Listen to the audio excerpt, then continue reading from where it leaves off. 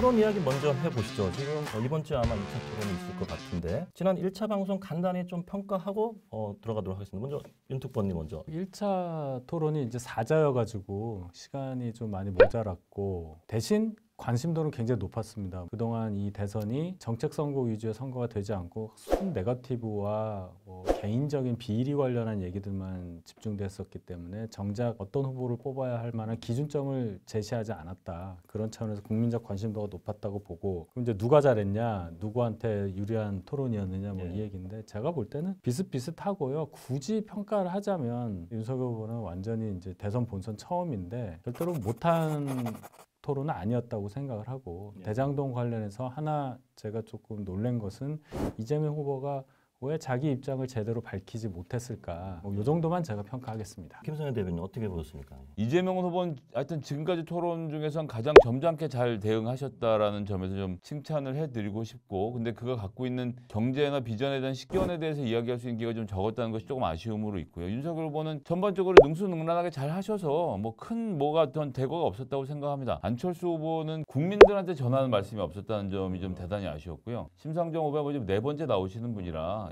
그자지 크게 평가할 것이 따로 없었다. 이렇게 좀 설명드리겠습니다. 이재명 후보 같은 경우는 또 전통적인 지지자들 입장에서는 직관적이고 공격적이고 좀 사이다 발언을 좀 기대한 분들도 없지 않아 있었던 것 같더라고요. 그건 절대 안 된다라고 방송 토론팀에서 수차례 확인했기 때문에 그거 하지 않으신 것 같고요. 토론이라는 것은 사실 중간에서 마음 안정하고 있는 2, 3% 그분들에게도 어필할 수 있는 방법을 찾으려고 하는 게 당연했고 그런 소기의 목적에는 잘 맞게 하시지 않았나 생각합니다. 어떤 뭔가 미래 우리 그 지구환경 보호나 그 재생에너지 등등 관련한 좀 새로운 하두가 좀 국민적 관심을 갖게 됐다는 부분에서는 되게 좋은 토론이 아니었나 생각도 좀 들었습니다. 그리고 이번 토론 통해서 그래도 사상 최초로 국민연금 개혁에 대한 내 후보님 간에 합의가 이루어졌다는 건 의미 있는 거라고 봐요. 안철수 후보가 그 얘기했고. 근데 우리가 이제 4명이 되다 보니까 집중력 있는 토론이 안 됐다는 거는 사실이라고 봐요, 저는. 그래서 앞으로 기회가 된다면 두 분만의 토론도 있었으면 좋겠는데 이재명 후보와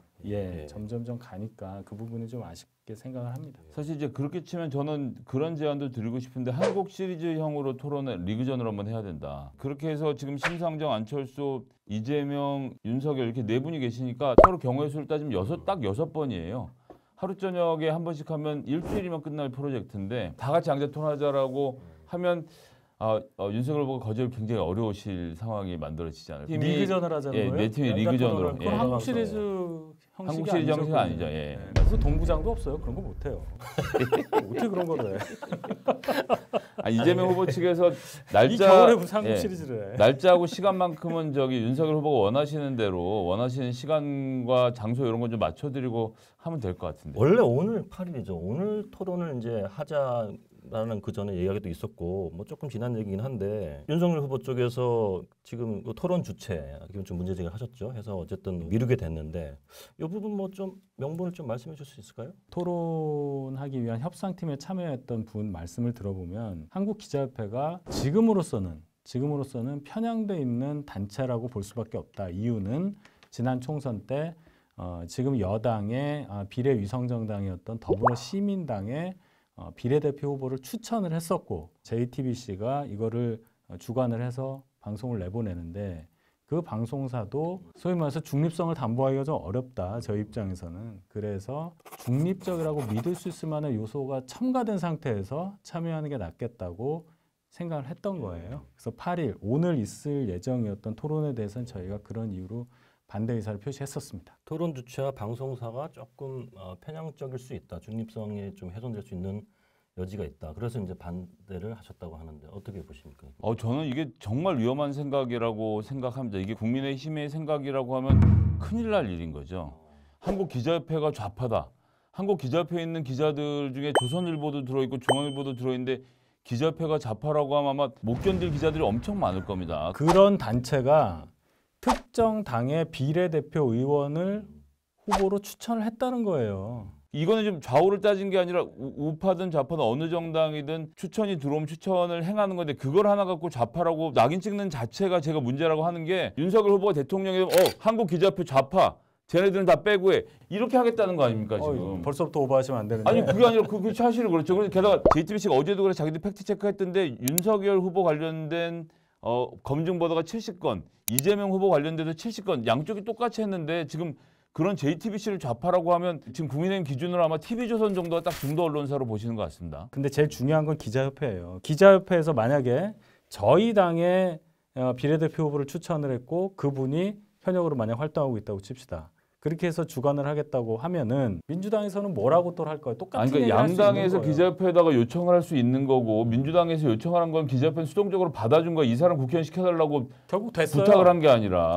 결국 됐다고. 아니 그러니까 그 수많은 사람 이거 항상 뭐 본인도 당장 KBS 앵커 출신 아닙니까? 그러면 그렇게 하면 지금 같은 논리대로 KBS가 저 우파란 얘기를 하고 아니 싶은 그 건데 뜻이 아니라 그렇게 진전이 안 기자협회라는 되죠. 단체가 지금 여당에다가 어떤 사람을 비례대표 후보로 추천을 해서 그 사람이 됐잖아요. 전 그러니까 이제 국민의힘이 특정 언론사나 기자협회를 이념 집단이라고 좌파라고 몰아붙이는 이런 거를 이렇게 얘기하고 언론의 자유를 동시에 얘기한다는 건 문제가 양립이 안 있다고 된다고 얘기를 할 수 있는 생각을 해요. 소진이 있잖아요. 아, 이게 저는- 지금 좌파다, 이념 단체다 이렇게 자꾸 극단적인 단어로 네. 몰고 가지 마시고 아니 제가 한 게 여기에 아니라 대해서- 좌파라고 한 거는 아니, 좌편향돼 있다고 한 거는 황상무 단장의 얘기지 제 제가 얘기 요즘 아니지 않습니까? 해석을 하잖아요. 네. 이분이 이제 이 말씀을 쓰실 수 있는데 제가 볼 때는 과한 용어를 쓴 부분이 있을 수 있어요. 네. 어떤 한 언론사를 특정인이 사장을 했다고 해서 이념적으로 어쩌다 이렇게 현역도 아니고 단언할 수는 없는 건데 적어도 그러니까요. 기자협회가 더불어시민당 여당 쪽의 비례대표 의원을 추천을 해서 그분이 그 추천한 사람이 지금 현역 의원으로 활동하고 있다는 점, 그 부분에 대해서 중립성을 의심할 수 있다고 지적하는 것은 온당할 겁니다. 그런데 왜 11일은 또 응하시나요? 기자협회가 여전히 다른 하는 거 아닙니까? 방송사들이 들어가면서 중립성을 담보할 수 있을 만한 장치가 추가됐으니까 저희가 하겠다는 거예요. 그 정도는 얘기할 수 있죠. 이게 대선이에요. 2차 토론 좀 어떻게 좀 예상을 하십니까? 1차 토론의 결과로 놓고 보면 일단 이재명 후보는 경제 문제와 에너지 문제 관련돼서 집중적으로 윤석열 후보에게 질의할 것으로 생각합니다. 그래서 1차는 조금 그 표정이 굳고 피곤해 보이는 지점이 있었기 때문에 좋은 인상을 남기도록 더 좀 노력을 하셔야 되지 않을까 싶은 생각을 하고 있습니다. 윤석열 후보는 어떻게 지금 준비하고 계십니까? 그 용어에 대해서 질문이 나오니까 그 얘기를 하다가 정작 본인이 전달하고자 하는 메시지를 충분히 전달하지 못한 점이 있기 때문에 만약에 이재명 후보가 이 부분에 대해서 또 질문하신다면 저희가 그 1차 토론 때 받았던 오해를 털 수 있는 기회라고 생각을 하고 정치적인 얘기로 좀 흐를 것 같아요. 뭐 예전 의혹을 가지고 얘기하는 건 좀 그렇고 단일화와 연관된 질문들이 좀 나올 것 같고 그런 얘기들이 좀 오고 가면서 대선의 큰 그림에 대해서 이 유권자들이 선택할 수 있는 그게 좀 나올 수도 있지 않나 생각해요. 지난 1차 때는 그 대장동에 대해서 상당히 공격적으로 하셨잖아요. 네. 이번에는 뭐 좀 다르실 것 같긴 한데. 말을 하다 보면 이제 글로 갈 수도 있을 거예요. 근데 아직도 윤석열 후보 입장에서는 더 물어보고 싶은 게 있고 또 그날 이재명 후보는 본인의 입장에 대해서 진짜 밝히지를 않으셨단 말이에요. 예, 뚜렷한 의사를 표시하시지 않았기 때문에 거기에 대해서 한 번 더 물어볼 수도 있는 거죠. 제가 보기 어려운 게 이제 곽상도 검사가 붙잡혀가서 지금 구속됐고 박영수 검사도 그 딸이 여태까지 받았던 15억이 넘는 이익에다 플러스해서 11억 원을 회사 직원인데 그냥 빌려줬다 이랬는데 뭐 그냥 자기들 정상적으로 빌린 돈이다라는 말도 안 되는 얘기를 지금 하고 있는 상황에서 이와 관련된 질문들이 카운터로 들어갈 걸 생각하면 윤석열 후보가 굳이 대장동 문제를 2차 토론에서도 중심 주제로 삼지는 않을 것 같네요.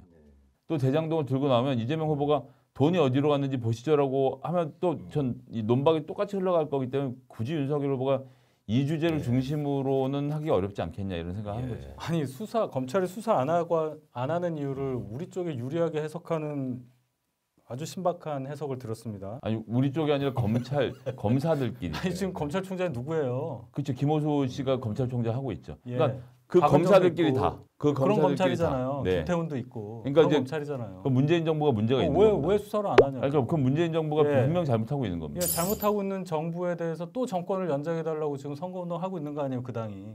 뭐 그렇죠. 예, 예. 이상합니다. 예.